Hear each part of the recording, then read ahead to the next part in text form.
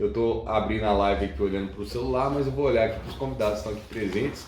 Então, gente, boa noite. E o objetivo hoje é de dar uma geral realmente em todos os assuntos do mês. Afinal de contas, agora é um mês que começou a campanha eleitoral, né? Então, a gente tem aí bastante discussão a respeito de como que vão ser as eleições, como que vai fluir esse processo de campanha. Obviamente que eu estou atuando em prol dos candidatos do Partido Novo, que é o meu partido, e principalmente trazendo um pouco de luz para todo mundo que me pergunta, porque no final das contas, o ponto-chave é que a eleição de presidente é só a pontinha do iceberg. Na verdade, ela não é a eleição mais importante, e a eleição mais importante é a eleição do parlamento. E Ana, tudo jóia? Tudo bem? Beleza. A gente está, na verdade, é um momento de decidir, na verdade, os rumos do país. Mas por que eu falo que a eleição de presidente ela é a ponta do iceberg?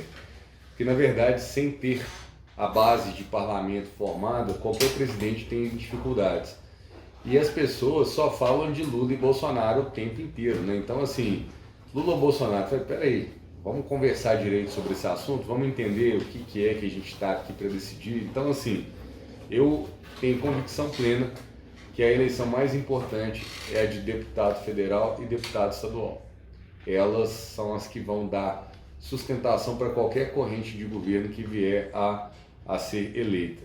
Óbvio que a gente luta para colocar representantes no Poder Executivo que estejam com alinhamento dos nossos princípios e valores do Partido Novo. Então, para isso, Felipe Dávila é o nome do Novo para a candidatura à presidência. Esse primeiro turno, né, é o turno das ideias, das propostas, é onde que deveria se falar muito mais sobre projetos para o país do que ficar discutindo pessoas. Mas enfim, infelizmente a gente está muito preso às percepções que nos trouxeram até aqui, né, percepções políticas, como as pessoas percebem política. E assim, dou minha mão palmatória porque há 10 anos atrás eu também não era uma pessoa que entendia bem esse processo. Eu tinha, na verdade, como um brasileiro comum, aquela visão simplista da política. Então, o que eu tento fazer hoje é de orientar e explicar dentro do ponto de vista do que hoje conheço de política.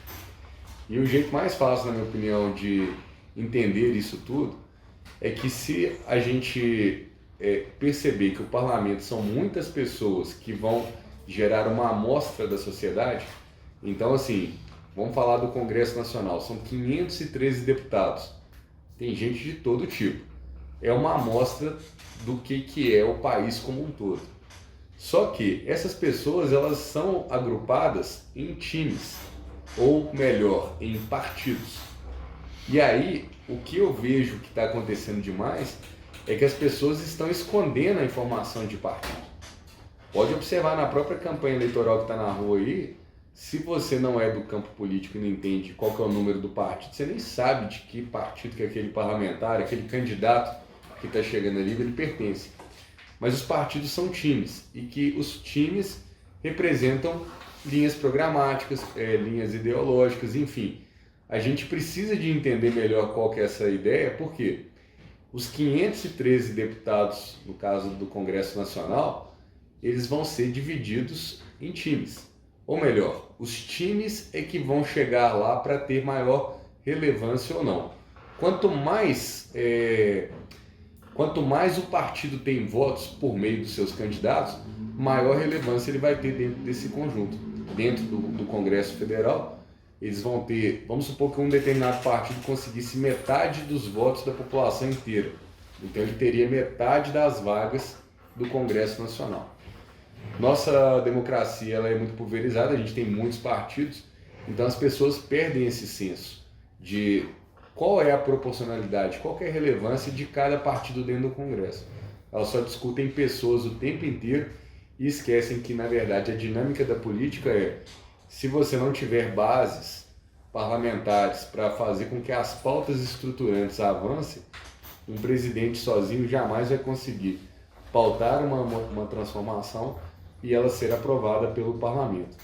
Então a gente tem que pensar no parlamento primeiro, e aí, assim, dentro da minha perspectiva hoje de vereador e conhecendo mais o processo, o que eu tenho tentado fazer é orientar as pessoas para um voto consciente. Então, começou a campanha política, né? Ela vai rodar aí até o final do mês que vem e as eleições são no dia 2 de outubro. Então, vou postando nas minhas redes também aqui as minhas indicações, mas o mais importante não é você votar pela indicação, é você entender o porquê que você está votando e qual que é o efeito do seu voto, né?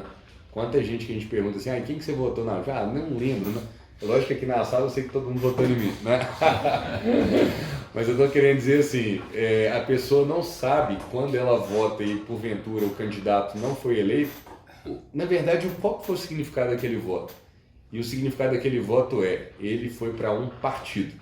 E se esse partido não significa nada para você, por que você vota em candidatos desse partido que não significa nada para você? Então, essa é a reflexão que eu deixo e enfim, né? Ninguém nasce sabendo. Então, se a gente não vai orientando e explicando, né? Por que as pessoas vão de fato ter a consciência que é necessária para esse exercício da cidadania. Bem, então, assim, esse mês é um mês que o mundo político ele acaba se orientando muito para a campanha, natural, é um momento, a gente precisa de reconhecer que é um momento importante. E dentro da Câmara, mais da metade dos vereadores estão candidatos a deputado. Então, muitos já estão com as agendas praticamente focadas em campanha, mas nós que somos parlamentares que não somos candidatos, a gente mantém a pauta, mantém o andamento dos processos legislativos aqui na mesma intensidade que a gente vinha trabalhando. É óbvio que a quantidade de agendas políticas agora aumenta, né? Mas, enfim, o meu foco é de ser vereador até o final do mandato, o meu foco é em Belo Horizonte e assim a gente segue. Então, assim, esse último mês, várias reuniões importantes aconteceram. Eu tenho tentado sempre participar de todas possíveis, né? Quem reclama disso é minha esposa, mas faz parte do trabalho político. Então, a gente teve o CODESE, que também teve reuniões nesse mês como desdobramento aí dos trabalhos, dos grupos de trabalho que estão sendo desenvolvidos. O CODESE é o Conselho de Desenvolvimento Sustentável e Econômico de BH, é um órgão da sociedade civil que busca trazer a partir dos debates temáticos, as questões pontuais que a gente precisa de dar priorização dentro de um roteiro da cidade como um todo, para que eles sejam amadurecidos na perspectiva da sociedade civil e assim levados para a prefeitura. Então é uma iniciativa muito bacana que está ganhando força e com certeza aí vai fazer Belo Horizonte crescer muito, né, nessas estruturações de visões, principalmente em longo prazo. Obviamente que eu tenho a agenda recorrente, né, mensal, no Conselho Municipal de Política Urbana. Hoje foi um dos dias que teve reunião, e aí dentro da região do Buritis teve o licenciamento de um empreendimento que é o Chalezinho. Participei da relatoria para justamente adequar as questões de perturbação sonora. Então o Compur todo mês se reúne e vai haver uma reunião extraordinária no final do mês, aliás, no início do mês que vem, para a gente deliberar, inclusive, sobre a próxima conferência de política urbana, que é um assunto importante também para a cidade estar antenada e participar. O Conselho Municipal de Turismo também teve a reunião, mas acabou encavalando com a reunião do Grupo de Trabalho de Mobilidade. Então eu tive que optar e fui no Grupo de Trabalho de Mobilidade, que é o grupo que está acompanhando todos esses desdobramentos da política do subsídio, né, que foi aprovado.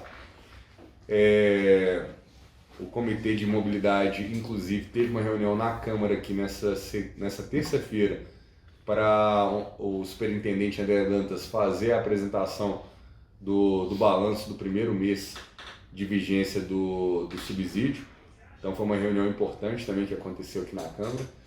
E dentro das reuniões externas, também nesse último final de semana, teve a reunião lá no bairro Ouro Preto, com a pauta da perturbação sonora. A Ana Luísa conhece bem esse problema, né, Ana Luísa? Que a gente tem, infelizmente, em toda a região, mas nós vivenciamos vários capítulos desse problema no bairro Buritis, principalmente na interface ali de vizinhança com o bairro Olhos d'Água, onde tem várias casas, né, vários empreendimentos que fazem shows e que tem o som, o problema da perturbação sonora no período da noite. Então foi uma reunião importante porque ela não só reuniu moradores da região, mas também aproximou outras associações de moradores. Então o que a gente já sabia, né, que é um problema que ele está na cidade inteira, esse tema começa a ganhar força de novo e traz à tona um projeto que foi desenvolvido desde 2018, que buscava fazer uma compatibilização da lei de perturbação sonora, né, entre aspas, lei do silêncio, que é a lei 9.505, e essa lei, ela tem vários detalhes que ela não funciona bem. A gente não consegue, na prática, na verdade, fazer com que ela seja atendida, e todo mundo que sofre de perturbação sonora sabe o parto de gêmeos que é você conseguir ser assistido pelo poder público. Então a gente trouxe uma proposta de melhoria que adapta a lei às novas resoluções do CONAMA, às normas da BNT e principalmente uma construção que foi feita com a sociedade de modo geral, que traz os bares e restaurantes, os músicos, as entidades representativas de associações de moradores. Então isso tudo foi conjugado nesse texto e ele foi apresentado à Prefeitura no mês de dezembro de 2019. Bem, como a gente teve o advento da pandemia logo na sequência em 2020, o assunto ficou parado, a Prefeitura não se movimentou e, portanto, agora, né, com o novo prefeito, o senhor Fuad, a gente traz novamente o texto para ser pautado e eu espero que em breve a Prefeitura encaminhe essa proposta para que a Câmara dê seguimento na discussão da proposição legislativa. Se isso acontecer, eu acredito que a gente tem muito a ganhar, porque a lei de perturbação sonora, a lei de limite de pressão sonora, ela precisa de evoluir e principalmente garantir o direito das pessoas que dentro das suas residências têm o direito do descanso e ao sossego. E o número limite máximo de decibéis, ele não é uma questão simplesmente de achar bonito ou não, é uma questão de saúde pública, é uma questão de meio ambiente e a poluição sonora é um dos tipos de poluição ambiental. Então, por que ela é difícil de mexer? Porque ela é invisível. Se a fonte poluidora para, acabou o som, acabou o problema. E essa relação a gente tem que estabelecer o mais rápido possível essa evolução. Para quê? Para que as pessoas tenham, obviamente, dentro da perspectiva de um convívio harmônico de vizinhança, né, que a gente consiga realmente estabelecer critérios e faça valer o que a norma prevê. Então, o objetivo é esse. Hoje, na reunião do Compur, a partir de uma fala do conselheiro Fernando Santana também, eu enfatizei esse aspecto para que a Prefeitura paute a Câmara Municipal com essa proposta de legislação. Várias visitas técnicas também foram feitas nesse mês, dentro da perspectiva da minha comissão, que é de transporte e sistema viário. Então a gente esteve no bairro Belvedere, teve no Cinquentenário, no Sion, no Cruzeiro, no Anchieta, no bairro Buritis. Visitamos as estações de ônibus do MOVE na estação Barreiro para ouvir os usuários do transporte coletivo. No último encontro, na última reunião aberta, eu já tinha ido em uma.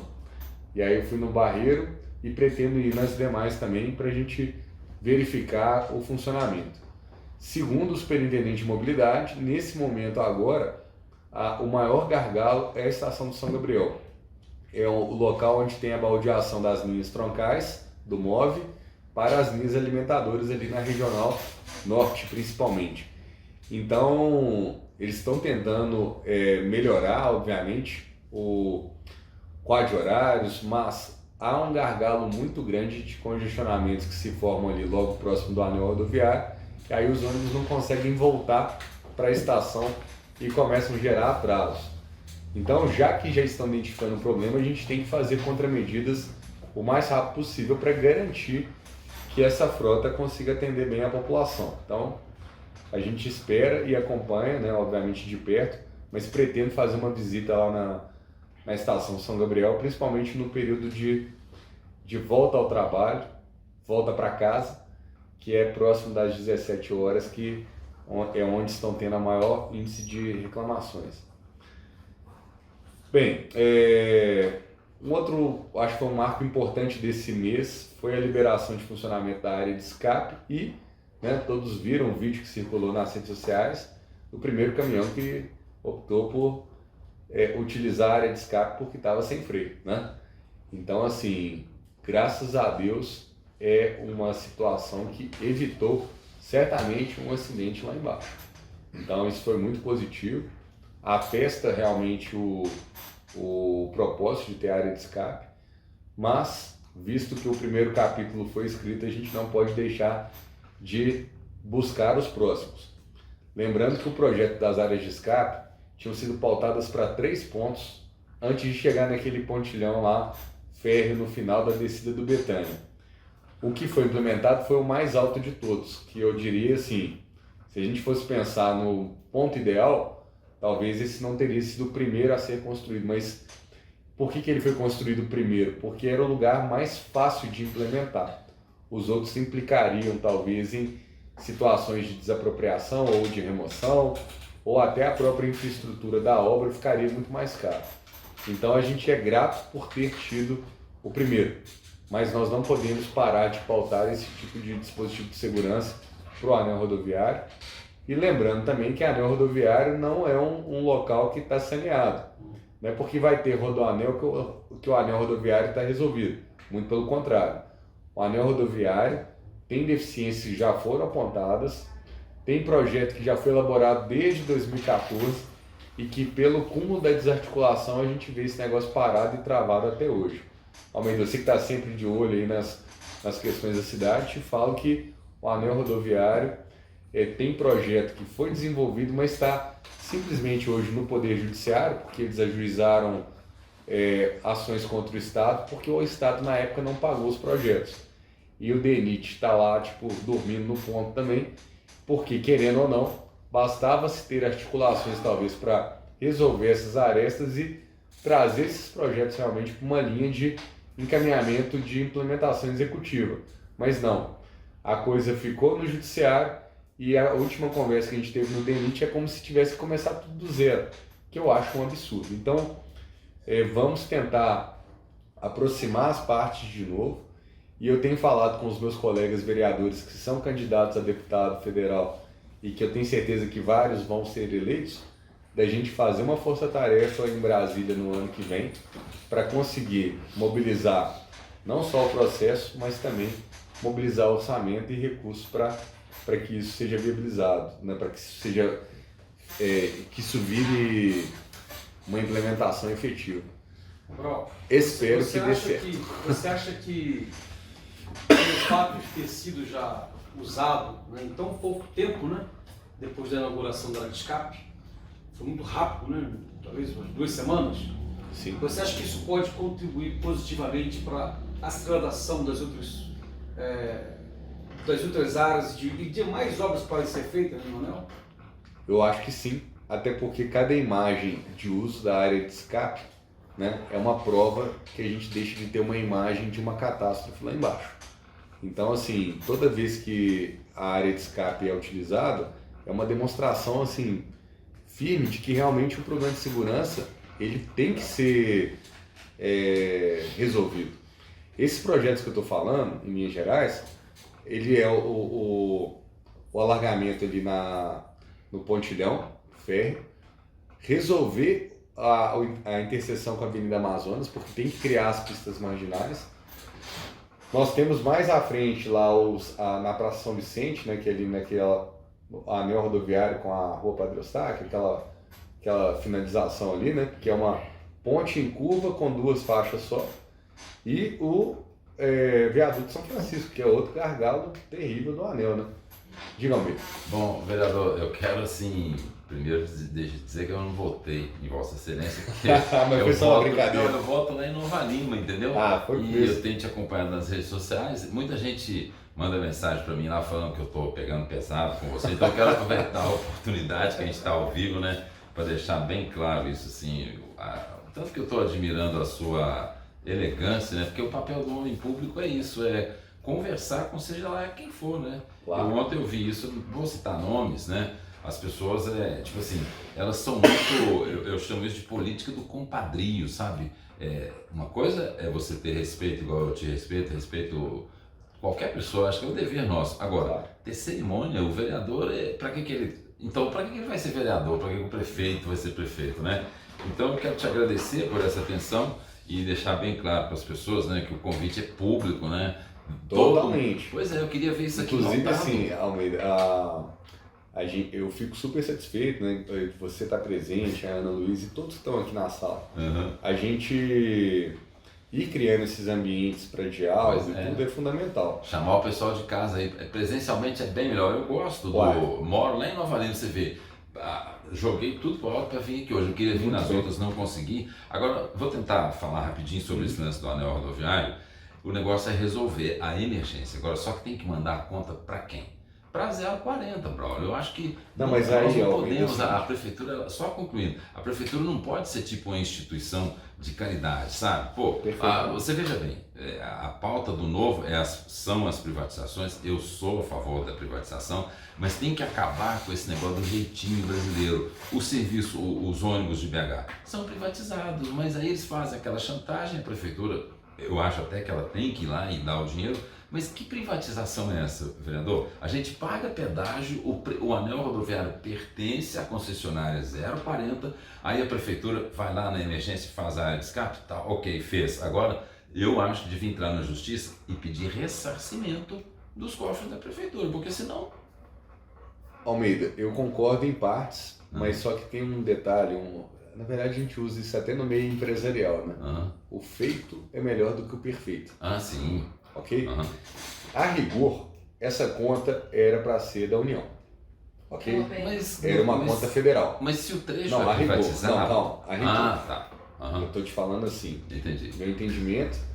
Porque o anel rodoviário, ele cumpre a função dele é a interligação do tráfego de longa distância da cidade. Então, quando você pega o histórico, né, tipo assim, lá no passado, antes da década de 60... Não era privatizado. Não, calma. Não era, mas a questão é... As vias, as rodovias chegando em Belo Horizonte, elas praticamente iam lá na região da contorno. Então, um caminhão, por exemplo, que vinha de São Paulo e precisava de ir para o Rio de Janeiro, ok? Ele, é lógico que Rio e São Paulo não parecem a rota. Não quer dizer assim, chegou por uma entrada da cidade e vai sair por outra, eles iam praticamente na região central. Então a cidade precisava de ter um anel viário. A interligação das rodovias federais, então, virou o anel rodoviário, né? E ele tem a função da conexão do tráfego de longa distância. Como o planejamento urbano da cidade foi ficando meio que defasado, o que era para ser tráfego de longa distância assumiu um papel de via arterial da cidade. O anel rodoviário hoje ele não é para carreta, ele é para você sair rápido de uma região da cidade e ir para outra. Então, ele assumiu um trânsito urbano e que aí, na linha dos projetistas, ou vou falar assim, dos burocratas de Brasília, o Departamento Nacional de Integração de Transportes, né, o DENIT, o anel rodoviário para eles é tráfego de longa distância. Mas só que aí é o seguinte, peraí, mas a cidade usa isso para valer. Então fica aquelas definições conceituais que não se resolvem e alguém tem que botar essa bola no chão. Então, esse é o passado. Quando a gente chega na questão mais na linha do presente, o que a gente tem? Quando foi feita a concessão da Via 040, o infeliz que cuidou do processo não previu obras no plano da concessão. Então, é aquela história. Entregaram um contrato que privatização onde exatamente foi mal feito. De quem é a culpa, eu não estou aqui para falar de quem é a culpa, até porque eu também não aprofundei. Nem dá tempo, né, que você tem outras pautas, você até desculpa, tá? Não tem problema. O objetivo da nossa reunião aberta é que é aberta, cada um pode chegar e fazer uma pergunta e tal. Eu não estou nem conseguindo ler aqui, gente. Se alguém da internet fizer a pergunta aqui, vocês... A gente fica com a cola aí do Instagram, qualquer coisa vocês me avisam. Então, o anel rodoviário, a Via 040, a rigor, pelo contrato que ela tem na mão, ela não tem obrigação de fazer nada. Então, legalmente, ela Ela está está resguardada, está né? resguardada. Uhum. Então, puxa, alguém fez cagada. Vereador, com todo respeito... Não, com todo respeito, isso, o fato é quem óbvio. sou eu para falar? Só Deus é que sabe se isso não é uma pegadinha, entendeu? Mas eu estou te Pelo amor falando de Deus, da né? informação. É um absurdo. É, Detalhe, a Via 040 pega chegada do Rio, saída para Brasília, mas certo? então por que a Então na hora Via que 040? passou ali da saída para Brasília, né? Vinda Delta, aquela região ali, dali para frente, é DENIT mesmo. Uhum. Porque não está com a concessão. Bem, a Via 040 notifica falando que não tem interesse de renovar a Mas concessão. Ou seja, vai entregar o trecho concessionário. Para mim, com todo respeito, isso é um teatro, vereador. Igual toda vez tem aquele teatro, todo ano, né? Das empresas de ônibus. Os caras fazem greve, certamente porque os patrões mandam, com todo respeito aos patrões. Isso naquela tá? de dezembro muito esquisito. Foi muito estranho, entendeu? Então, assim, eu acho que nós, enquanto cidadãos, eu peço pro pessoal de casa, a gente tem que botar a cara, a boca e a cara nas redes sociais e tal, e assim, mas aí, cobrar os parlamentares. mas vamos lá. Tem que achar uma estratégia para Essa fugir que dessa é a chantagem. frase. Mas qual é a estratégia? Aí eu vou te falar o que eu acho que é a melhor estratégia. Uhum. Considerando esse samba todo do crioulo doido, 2014 foi feito um anúncio. Na época, o presidente era Dilma Rousseff e o governador de Minas Gerais era o Antônio Anastasio. Eles anunciaram que seria duplicado o anel, ok? Uhum. E aí, em tese, o projeto executivo das obras tinha que ser desenvolvido em Brasília, pelo DENIT, pelo mesmo argumento que eu coloquei no início. Uhum. Mas, para tentar fazer uma coisa que ficasse mais próximo do estado de Minas Gerais, foi feito um convênio onde o DR assumiu a responsabilidade de fazer esse projeto aqui. Então, foi assinado o convênio do DR com o DENIT, Uhum. e aí esse projeto então vem para ser desenvolvido em Minas Gerais, que é o tal projeto que eu te falei. Desenharam o projeto, porém, num determinado ponto, pararam de pagar a empresa projetista, que é aqui de BH. Eu dou aula na engenharia civil e conheço vários engenheiros que participaram desse projeto, e aí por aí comecei a ter informações. E o negócio simplesmente travou. Porque a empresa ajuizou a ação para receber. E o razão. DENIT, pois é. Só que o problema é que o DENIT, lá atrás, ao invés de ser, não vou falar parceiro, mas assim, de tentar resolver problemas executivos em prol da coisa funcionar, começou a virar aquelas picuinhas do tipo, eu não repasso dinheiro porque tal coisa não está do jeito que eu quero. Uhum. E eu vou te falar o que é esse jeito que eu quero. Aquele viaduto da Avenida Amazonas, pelo DENIT, ele tem que ser implodido. Que tal?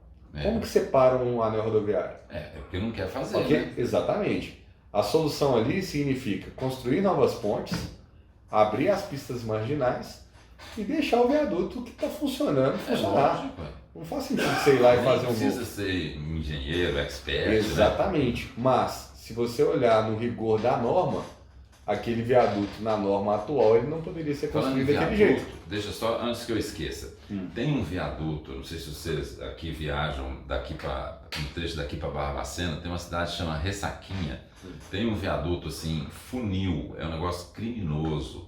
Quando a Via 040, quando começou a pagar pedágio, eu que sou privatista, eu tenho prazer de pagar, sou doido para ter banheiro público, para poder pagar para ir no banheiro, não tem banheiro, não pode cobrar, mas também não tem banheiro. Então eu falei, pronto, agora vai resolver aquilo. Ô bicho, são R$ 5,90 daqui a Barbacena, são, se não me engano, 3 pedágios ou 4, acho que são 3. Então quer dizer, ida e volta, R$ 5,90 cada um.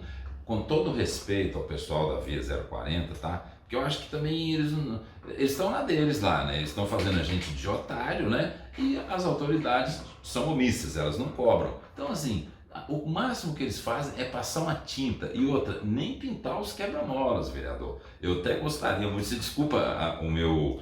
Tipo assim, eu não quero atrapalhar a live, mas assim, pensa na possibilidade da gente fazer uma viagem lá, pra você ver que eu não estou exagerando. Os quebra-molas da BR-040 daqui a Barbacena não são pintados, eles são invisíveis. Olha, eu assim, até porque como o escopo é BH, obviamente eu não teria que, mas como eu falo assim, pra você ver que eu não estou exagerando. Não, pois é. Não, mas independente de estar exagerando ou não, eu acho que a gente precisa de quê? Que é o que eu oriento para todo cidadão. É abrir o chamado para a gente gerar documentação. Não, calma. Não, porque na verdade é o seguinte, é uma constatação que você fez por viajar naquele trecho. Mas hoje a gente vê muita gente reclamando na rede social e quando a gente vai apertar o santo do administrador público do lado de cá, fala, mas eu não recebi reclamações, etc.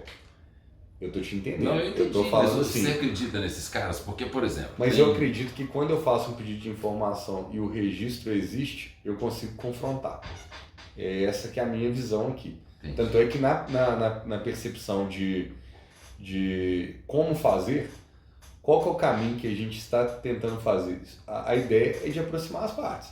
Isso. Aproximar o DENIT, aproximar parlamentares que serão eleitos neste ano para a gente conseguir fazer essa mobilização e colocar todo mundo para andar. Mesmo sendo um humilde vereador de Belo Horizonte, já que ninguém quer controlar o checklist, eu controlo o checklist. É isso aí. Vamos fazer essa reunião funcionar. Teve uma entrevista do Alexandre Calil, por exemplo, um dia desse, né, que Alexandre Calil, quando ele vai para o discurso, ele adora falar um monte de lorota e tal, mas teve uma coisa que ele falou que eu acho que ele tem razão. Só que, em partes, a prefeitura tentou, via judicial, municipalizar o anel. Eu acho que foi uma ação... Isso é uma verdade, né? Que é um fato. E foi uma ação boa, porque se o anel deixasse de ser um domínio federal e virasse um domínio municipal, a gente teria muito mais gerência sobre o anel rodoviário e resolver problemas simples. Que hoje, por exemplo, você colocar uma grade embaixo de uma passarela, tem que ir lá em Brasília, ok? Se tem um acidente aqui, eles demoram não sei quanto tempo para fazer uma manutenção, para eu não falar aqui que não fazem manutenção. Então, esse ponto foi excelente. O que foi ruim? É que uma vez que isso foi negado, a prefeitura meio que saiu do circuito.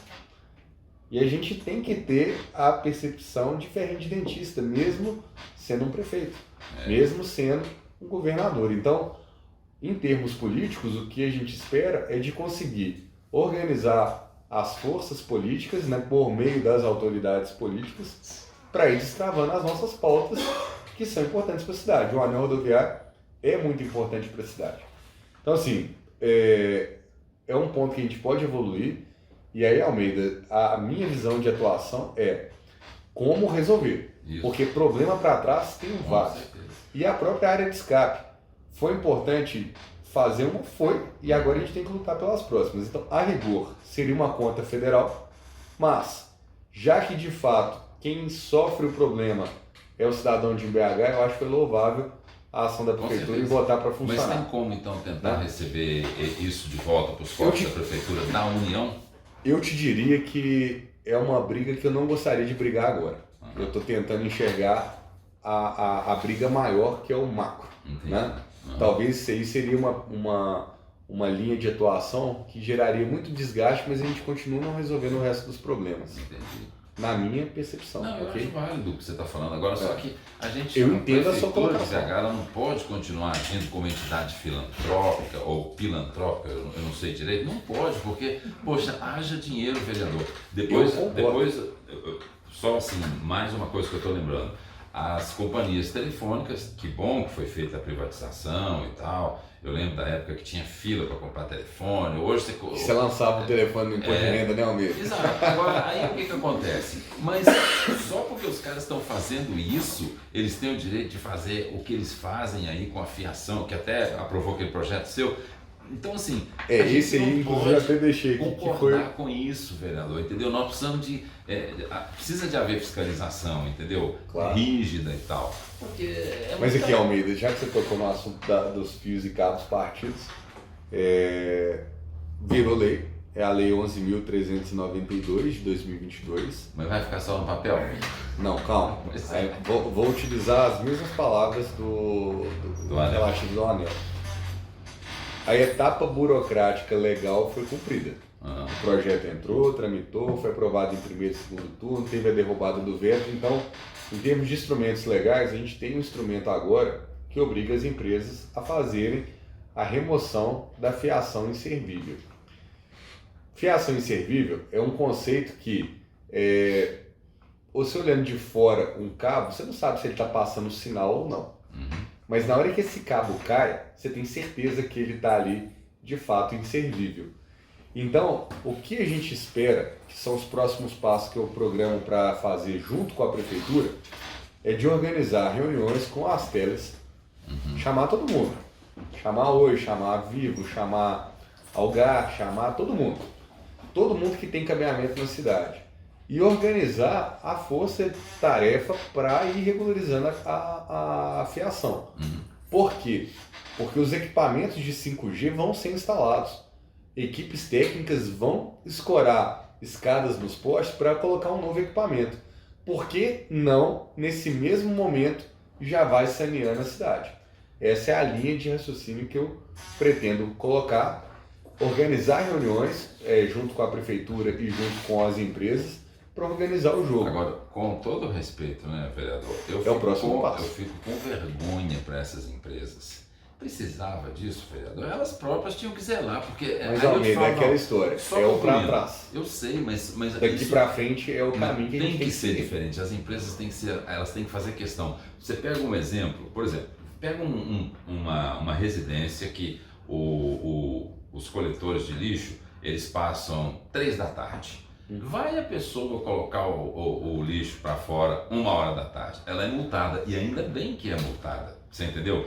Vai um comerciante alterar a fachada do comércio com a mesa, e ainda bem. Agora, só que o seguinte, esse tratamento não é feito com as empresas, você entendeu? Então, assim... Mas o que esse projeto, o que essa lei trouxe foi um aperfeiçoamento no Código de Posturas, dando agora um instrumento para que o prefeito faça exatamente esse tipo de intervenção. Na hora que a gente vai verificando a lei, às vezes a gente descobre que alguns pontos não são de fácil interpretação ou existem lacunas, digamos assim, dentro do cunho jurídico.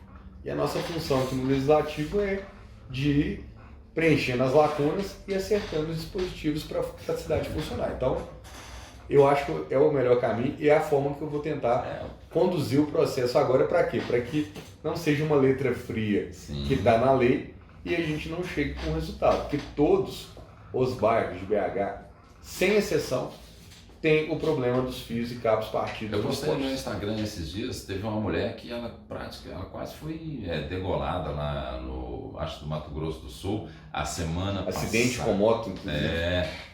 Tem um cara que estava de moto lá no Ceará, em Juazeiro do Norte, tem até um seguidor lá do meu Instagram, o Agente Pimentel, que me deu esse toque. O cara morreu por causa de um fio. Degolou o cara. Inclusive o cara era um médico muito conhecido na cidade. Então, assim, é muito vários acidentes, infelizmente. É muito perigoso. Assim, tomara que a gente não tenha acidentes na cidade nesse ínterim, mas a ação ela tem que desenvolver agora nesse próximo semestre, porque a lei ela tem 6 meses para entrar em vigor. Então ela foi agora promulgada e, naturalmente, 6 meses é o prazo para organizar essa força-tarefa. É o que a gente pretende. Você falou em 6 meses. 6 meses, eu prometo que eu não vou falar mais nada, não. Porque eu vou te chamar para ir na reunião comigo. Eu tô meio... tô dentro, tô meio sem jeito, viu? Peço desculpas a quem está em casa, mas sabe o que acontece? Pelo amor de Deus, eu tenho pedido entrevista com você, mas eu sei que o seu tempo é muito corrido e tudo. Eu sei, mas sabe o que acontece, ô vereador? Pelo amor de Deus, faz uma visita técnica, até com a Comissão de Direitos Humanos aqui na região hospitalar, cara. Tem 6 meses que arrancaram toda a sinalização, arrancaram a rotatória e tudo. O cruzamento da Ceará com Rua dos Otones, se não me engano, tá no meu Instagram. Eu tô acompanhando isso lá direto. Tem sinalização, tem rotatória, tem nada. Só colocaram um asfalto novo lá, uma tinta, né? Porque é uma coisa, com todo respeito, muito porca também. Eu acho que pelo tanto de imposto que a gente paga, a gente tinha que ter um serviço de mais qualidade. Eu tenho muita vontade de entrevistar o ex-prefeito Calil, já pedindo para ele, pelo amor de Deus, não vir com agressividade, querendo me julgar pela janela. É tudo com respeito, com amor, mas assim, poxa, como que ele bagunçou com a cidade, ô vereador? Pelo amor de Deus. Almeida, eu entendo que o prefeito Fuad entrou agora, não deu muito tempo, mas devia ser para ontem fazer essa sinalização lá, velho.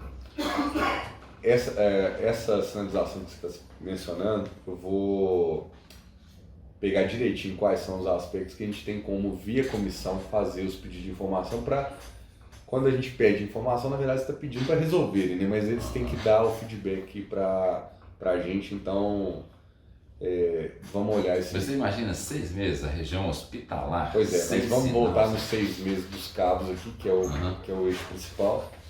E, na verdade, eu organizei aqui o relatório, né? Só para a gente ir conversando, mas eu vou só repassar o restante aqui, e aí a gente pega e abre, inclusive, para qualquer outra questão. A Ana também está aqui, a gente pode...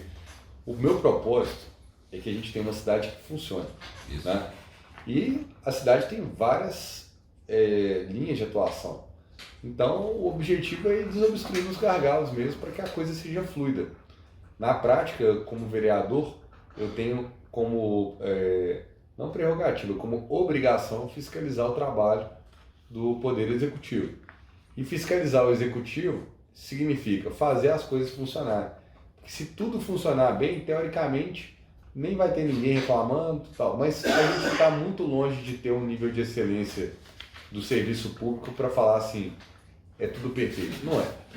E eu venho da iniciativa privada, a pegada é diferente, porque na iniciativa privada é o seguinte, o cliente é o foco e você sabe muito bem que se você não for excelente na condução de um atendimento, de prestação de um serviço ou da fabricação de um produto, você vai ser trocado pelo seu concorrente. Então a gente está sempre em busca da excelência o tempo inteiro. A percepção do Estado é um pouco diferente, mas tem muita gente competente trabalhando, mas a função do líder político é de ser o articulador. O Poder Executivo podia estar mais bem servido no passado e por isso, mais uma vez, né, a importância do momento das eleições para as pessoas ponderarem realmente em quem elas vão votar. Bem, nós tivemos discussão nas comissões também sobre a questão da Lagoa da Pampulha, a ciclovia, né? Foi até uma audiência pública pautada pelo vereador Jorge Santos. A questão do metrô em BH, que sempre vem em volta também, foi discutida. Hoje, na audiência pública da comissão, a revitalização da Avenida Afonso Pena foi pauta de debate também. Os comerciantes da região do IP-Centro pediram mais transparência da prefeitura na apresentação desses projetos, né? Mas colocaram várias ponderações, como por exemplo, um assunto que, ao meu ver, em vários casos é controverso em Belo Horizonte, são as ciclovias, né? Porque a gente não tem a cultura da bicicleta, mas não é só porque as pessoas não andam de bicicleta, é porque é um monte de morro. Então, assim, talvez, se de fato a gente tiver as bicicletas elétricas funcionando bem, talvez a gente possa um dia ter essa cultura mais massificada. Então, foi importante porque vai se colocar uma ciclovia em plena Avenida Afonso Pena. Por que não fazer uma ciclovia suspensa, vereador? O problema é que o pessoal não sofistica o raciocínio, entendeu? Enfim, são várias questões, né? Aumenta o orçamento nesse caso. Tá, mas resolve o problema da mobilidade, né? Agora deixa eu puxar um pouquinho a sardinha pro meu lado. Como empresário da área imobiliária, né? Corretor de imóveis, essa é a semana do corretor. Nós tivemos o pessoal do Conselho Regional de Corretores de Imóveis aqui na Câmara entregando as carteiras para os novos profissionais do mercado imobiliário. Foi uma reunião especial, bem bacana, que aconteceu aqui na Câmara, onde tive a oportunidade de conversar com muita gente também do segmento imobiliário, e aí puxa o tema do plano diretor, da lei de desocupação do solo, né? Que são assuntos que são muito importantes e aí conecta mobilidade da cidade, né? A política urbana de um modo geral que precisa de ser desenvolvida, para a questão das próprias habitações sociais, enfim, tudo se conecta no final das contas com o bendito plano diretor. E a próxima conferência de política urbana vai acontecer no final desse ano e eu recomendo todo mundo a estar junto, participar, debater, porque política urbana é uma área muito ampla que vai pegar desde das questões de mobilidade, a questão de... Não, tranquilo. Na verdade, peguei uma gripe na semana passada, esse treino sai de mim. A gente ter a questão da mobilidade urbana, questão da ocupação do território para as habitações de interesse social, as áreas de interesse social, mas principalmente a gente tem que conjugar isso com o desenvolvimento econômico, né? A região do centro, por exemplo, podia ser muito mais bem explorada se a gente trouxesse melhor essa própria discussão de ocupação, não só para a área comercial, como para as áreas residenciais. Só mais um pontinho, então, Okay. Aproveitando a oportunidade, sabe o que acontece, vereador? Eu lembro que ficou não sei em quantos milhões a tão falada restauração da Praça 7, Praça da Estação.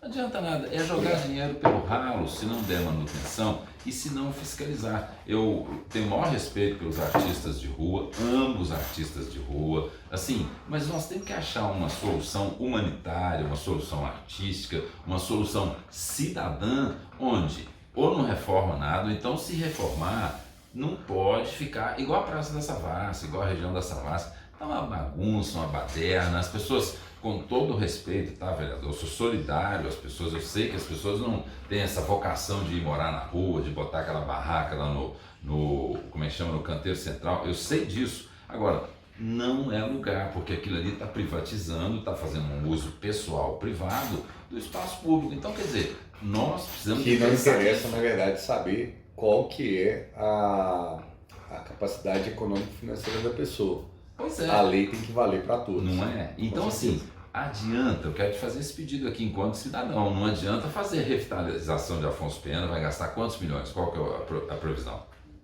A previsão é de 80.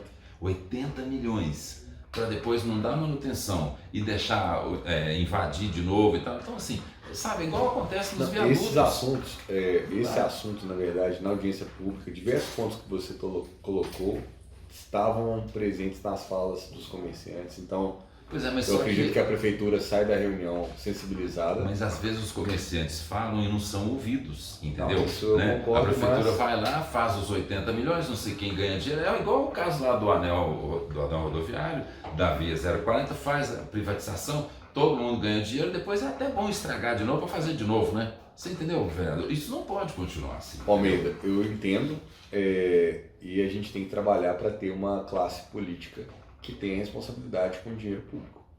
E esse é o ponto, na verdade, mais importante dessa eleição. Uhum. O Partido Novo é um partido que vai para o processo eleitoral sem usar R$1 de dinheiro público, porque ele justamente quer dar o exemplo que é possível você fazer mais com muito menos e, principalmente, não indo para o mundo público para ser uma pessoa que vai usufruir da máquina pública, e sim para fazer a máquina pública funcionar bem. Que esse é o propósito de cada um dos candidatos, dos parlamentares que foram eleitos. É uma pegada diferente. Infelizmente, a gente sabe de políticos que chegaram ao poder para se usufruir da máquina.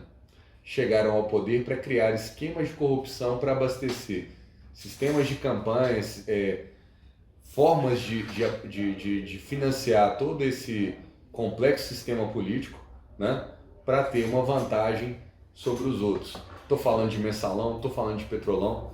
O meu objetivo aqui na live não é de aprofundar nisso aí, mas os absurdos que a nossa sociedade já vivenciou no curto espaço de tempo, ainda tem gente que acha que isso é normal. Pois é, então eu tô até... Ainda tem gente que acha. Eu estou até pensando em te pedir uma coisa. Pensa na possibilidade de Vossa Excelência, nessa questão da Afonso Pena, condicionar a sua aprovação ao projeto, digamos assim, sua adesão ao projeto, a primeiro resolver essa questão do pessoal que está na rua, de forma sensível, humanitária, aí começar a revitalização, porque não adianta e resolver isso assim de uma vez por todas, para não ter problema, porque senão vai jogar dinheiro fora, chega. Não, eu te entendo. A nossa função aqui é de dar voz a essas vozes, de também pressionar, porque a caneta ela está com o Poder Executivo. Eu espero que o Poder Executivo tome as melhores decisões e realmente faça o uso muito racional do nosso dinheiro. Eu também, mas...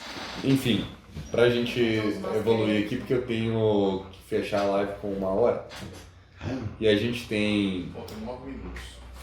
9? Beleza. Não, mas vai dar tempo. O outro projeto de lei também que foi aprovado nesse último mês foi de tornar a educação como atividade essencial em BH. Está na mão da prefeitura para ela sancionar ou vetar. Se porventura vetar, isso volta à Câmara. A gente está aguardando. E pegando nessa linha que o senhor colocou, o projeto nosso de BH sem morador de rua encaixa totalmente com o que você está falando e é um projeto também que está em tramitação, que tem como o objetivo pacificar entendimentos, inclusive sobre a própria política urbana. Você bem disse, né? Por que o indivíduo X, né, ou qualquer pessoa que seja, pode pegar e se apropriar de um espaço que é público? Então, assim, os valores e os princípios que norteiam a nossa atividade dentro de uma perspectiva liberal do Partido Novo é o quê? Primeiro ponto, a lei tem que valer para todos, ok? Os indivíduos é que são os motores da transformação, não é o Estado. Sempre tem uma pessoa que é o agente transformador. Então, a gente respeita o princípio que as pessoas são livres, elas têm as responsabilidades sobre as suas ações, mas elas estão numa sociedade que o que vale para um, vale para todos. Você não pode ter uma sociedade de exceções, né? Quanto menos Estado, quanto mais enxuto o Estado é, teoricamente ele custa menos, e isso faz com que a carga de impostos para a pessoa pagar a conta diminui. Então a gente quer uma máquina pública enxuta. Por isso que quando a gente fala em privatizar, né, o que é privatizar? Privatizar é você tirar o Estado de lugares onde ele não tem o foco. Você, na verdade, convida um Estado que já é ineficiente nas suas próprias ações para ser administrador de empresa, para ficar apadrinhando políticos ou indicações políticas. Então, a lógica do privado é a lógica do resultado, é a lógica da rentabilidade, é a lógica de você ter estruturas empresariais que prosperam. Mas não pode ser essa lógica perversa de tipo assim, mas aí ninguém chama o Estado para uma dividir boa o lucro, parceria, mas quando dá prejuízo, chama o Estado. Não pode ser assim. Mas se está chamando o Estado para socializar prejuízo, enquanto na verdade você só quer, na verdade, quando está ruim, é a ineficiência dos próprios contratos que são feitos lá atrás. E aí vai saber lá por que foi feito assim, né? A verdade é essa. Enfim, a gente entende que o indivíduo ele tem que ser respeitado, a gente é contra toda e qualquer situação onde você tem exceções na lei. Na verdade, um liberal ele luta por não existir privilégio a ninguém. Então, quando a gente quer um mercado justo, um mercado que se regula pelas leis do mercado, lei do mercado é a lei da oferta e da procura, né? É o que? Você não pode ter uma empresa, por exemplo, que por ela se aproximar do Estado e ter acesso a uma grande licitação ou licitações fraudulentas, igual a gente viu no caso das concessões de empresas de ônibus em Belo Horizonte, que esse monopólio do Estado seja transferido a um oligopólio empresarial. Não funciona. A gente precisa ter um mercado aberto. Se eu quiser montar uma empresa e prestar serviços ao governo, eu quero ter igualdade de condições com qualquer outro, e não que você vai criando feudos, setores que têm uma proteção do Estado, né, que na verdade está favorecendo a quem? Ao consumidor, ao cidadão, é que não é. Então, essa é a visão, e para finalizar a nossa reunião, eu vou abrir aqui a palavra para alguém que quiser fazer alguma pergunta específica. Quantos minutos que a gente tem aí ainda? 5 minutos. Bem, se quiser fazer uma pergunta ao vivo, a hora é agora. Ô, Braulio, eu estava querendo ver com você essa questão do Rodoanel, como que eu ficar, não sei se cabe dentro, né? Mas como foi citado aí, se for o caso depois a gente conversa. Eu vou, assim, o Rodoanel não passa em Belo Horizonte, ok? Ele passa na região metropolitana, nas cidades vizinhas, e ele tem como propósito, de fato, diminuir a carga de veículos pesados no anel rodoviário. A priori, a estimativa é que ele vai tirar 20% da carga do anel rodoviário, mas, considerando que a cidade continua em crescimento, 20% a menos, na verdade, você acaba voltando com eles em pouquíssimo tempo, né? Em 10 anos você já voltou à plena carga e aí os gargalos do anel rodoviário ficariam lá, que foi o comentário do início. O que eu vejo do Rodoanel, né? Tem muito ruído, às vezes, das questões de traçado, etc. Só que existe a preocupação do governo do estado de conseguir realizar a obra. Então, às vezes, você ficar aumentando muito o traçado para atender determinadas requisições, isso gera um aumento de custo da obra. E a gente pode incorrer no risco de chegar num trade-off do tipo, eu não tenho dinheiro para fazer. Vai fazer menor? Vai fazer de um jeito ou prefere não fazer?